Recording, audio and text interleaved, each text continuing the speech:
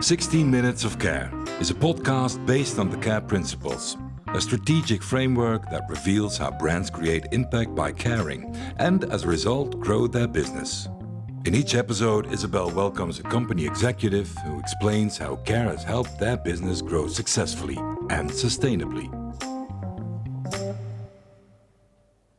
Hi everyone, welcome in 16 Minutes of Care, another episode with another guest. I'm very happy to announce Bart van Olphen. He is the CEO and founder of the company 𝗃𝗏𝗧𝗍𝗏. Welcome, Bart. Thank you. Very Thank nice you for having me. Yeah, I'm very happy to have you here. You are so many things. You are a chef. You're a TV chef. You have a very successful YouTube channel. You're huge on Instagram. But we are here mainly, of course, to talk about your company, your fish company.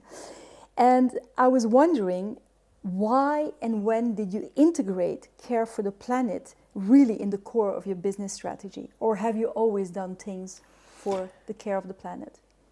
Maybe it sounds strange, but I don't think we ever thought about building this business strategy based on the values you just mentioned. So I would say it started with the mission. And then after years, I started with the company. So it's more a mission with the company than a company with a mission. And what was the mission? Well, the mission is, first we need to know the facts. So over 80% of our oceans are fished to the limit or overfished. And also we need to realize that fish is the only food product we still massively capture out of wild. So if it's not there anymore, it won't come back. The mission is that with our company, my own mission is that I love seafood and I want to be able to enjoy it now and in the future. So taking care of the next generations. So it didn't start with saving our oceans. It started with I love fish, but I want to make sure that we always will be able to enjoy it. And therefore we need to save our oceans. And so you started as a chef with this. Well, it's yes. I started as a chef in the 90s. I came back from Paris, where my dream was always working in a 3-star Michelin restaurant, which I did. With that experience, I came back in Amsterdam, did a bit of restaurant business, but then I started my first fish shop. And that was actually basically the moment that I realized there was something like sustainable fish and non-sustainable fish. And that made me aware and made me this step forward and making sure that to create accessibility to these different fisheries and the fish they caught, which was quite a bit of a challenge, yeah. But at the time when you had the fish shop, were you already selling the fish from these small local fisheries, or were you dependent from the big? I first started the fish shop, and then at a certain moment, after 2-3 years, there was an NGO entering my shop, and I can't remember if it was WWF or maybe the MSC, and they basically made me aware of the fact there was something going on as non-sustainable fishing and sustainable fishing, which made me realize that 80% of my fish counter was sourced from a non-sustainable source, which I took out immediately. When I asked my fish supplier, could you please supply me with sustainable certified fish, he was laughing. That's something like that. Every fish is sustainable was the answer, which was not the truth. So that made me starting to travel the world, to fish, cook and live together with all these amazing fishing communities and to source my own fish. Yeah, but because you cannot import like a few kilos from these kind of fisheries, my aim was also to create like a bigger distribution, and that's where also the retail started, yeah. Mm-hmm. How unique is what you did in the fishing industry? Well, I think still today it's very unique.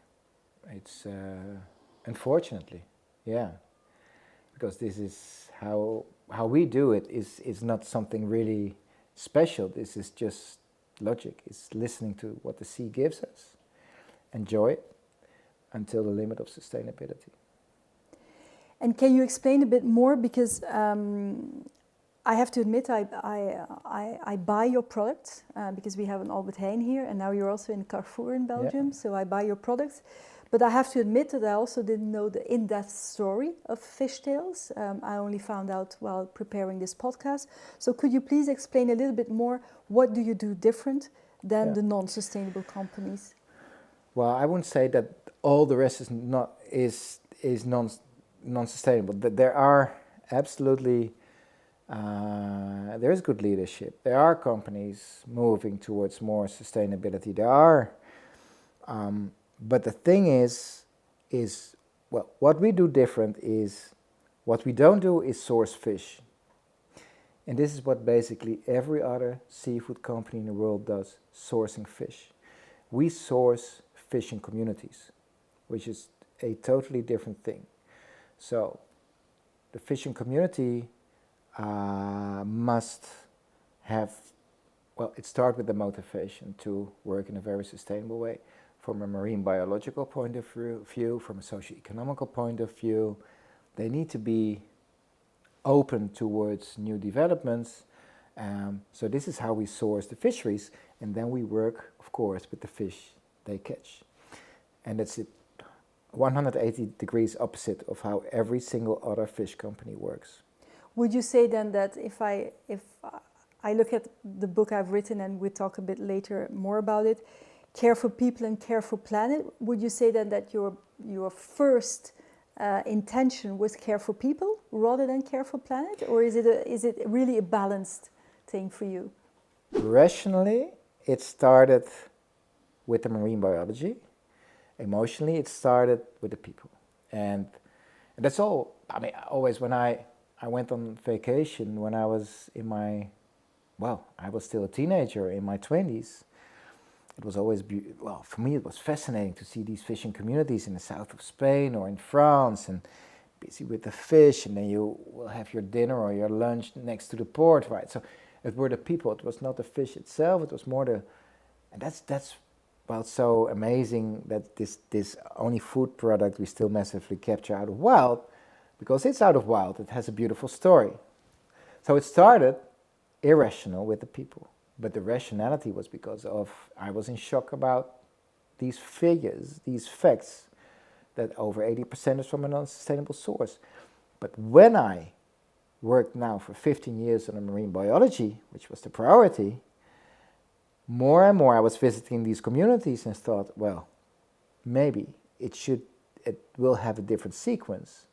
If we take good care of the fishermen, they will take good care of the oceans. So I'm back also towards the socio-economics, which is so important in the fish industry. Yeah, because I can imagine these are the smaller fisheries, the local family-driven fisheries, I suppose. It's not the big ones. Well, or does it depend on the country also? Well, first we need to realize 10 till 12% of the world population, so 10 till 12%, is directly depending on fishing or fish farming. 90% of these people are living in developing countries. And in these developing countries, it's all about small-scale fishing communities. So primarily to feed themselves, but also to make a bit of money on their trade. Some other figures, which is maybe important to know. So there are like 3.5 million fishing vessels officially registered in the world. 3.5 million. Only 1.7% of these 3.5 million are classified as big scale, large scale. They represent 60% of the catch. So the other 98.3% is small scale. And that's where we need to take care of. So the bigger fish companies, they are established some decades ago, and their goal was and is to make as much profit as possible. But it seems that it's a very short-term strategy, because there won't be any fish left if we keep on fishing. Do they realize that? They see the reality? They see. Well, maybe I'm care? too harsh now, but maybe they care more now because they see they won't have that income in the future. So they more and more care. But not, they won't invest in it that much for the reason they need to make profit every year. So yeah, it's unbalanced. It's a bit of a It's tricky the old game. economic system that places profit with a big P versus people and planet. Absolutely. And the new Absolutely. economy where we are Yeah. evolving to. And a lot of, in these cases, I mean, greenwashing, window dressing, they make up nice stories, which we aim to believe. I'm not saying that every single one of them are operating this way, but in general, we can say they don't care. They don't care. They don't really care. You are like David against Goliath, I could say. You're, but getting bigger as well. You sell in the US now. You have a big client now in the US, a big supermarket in the United States. Are there small fisheries enough that work with your sustainable model? Because it's not only because they are small and local that they are sustainable, I suppose. Yeah. Do you find enough suppliers? Yeah, I wouldn't call them suppliers. Well, of course, they supply fish, but it's more that they also, from a natural base, they all have the same thought, the same strategy. Well, it's not even a strategy; it's a way of living. And there are enough fisheries currently today who follow this path, with whom we can collaborate, with whom we can work together to give the right example, to create that awareness. Because yes, I might be the only one in the fish industry, but what we see is that there is enough there are enough consumers who want to contribute to better oceans, and especially the younger generation. So I don't feel lonely on this planet, maybe within the industry a bit more, but in the market I feel we have huge support towards. So if we can, with these fisheries, give the right example, and the consumer will change his or her mind, demanding for that kind of fish from these communities, we give the right example. So there is no other way for the bigger companies to move that direction too. And you mainly sell through supermarkets? Internationally, yes. In the Netherlands, we do also a lot of catering and out of home. But internationally, it's more or less, yeah. The big business is the supermarket, the larger part of it.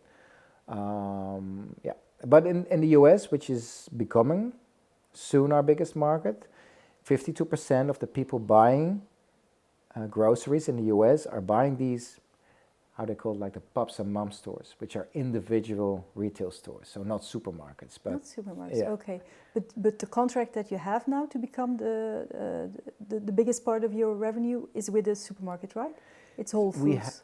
Whole Foods is one. We have 10 supermarkets right now as clients in the US today. Okay, Yeah. wow. But Whole Foods is, well, it was always my dream because, well, they give the example how we should do our groceries towards the future, right?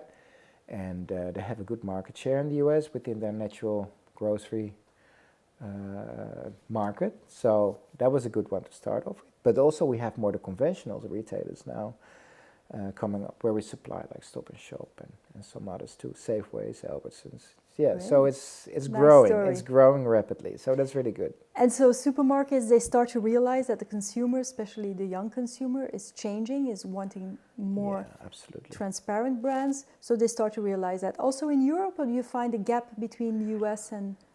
No, well, I think Europe, if you would see it from the perception of the consumer, they all have the same interest. But what you ask me, if the supermarket realizes it, I think the European, but I must say it's Netherlands, Germany, Austria, Switzerland, UK, they realized sooner.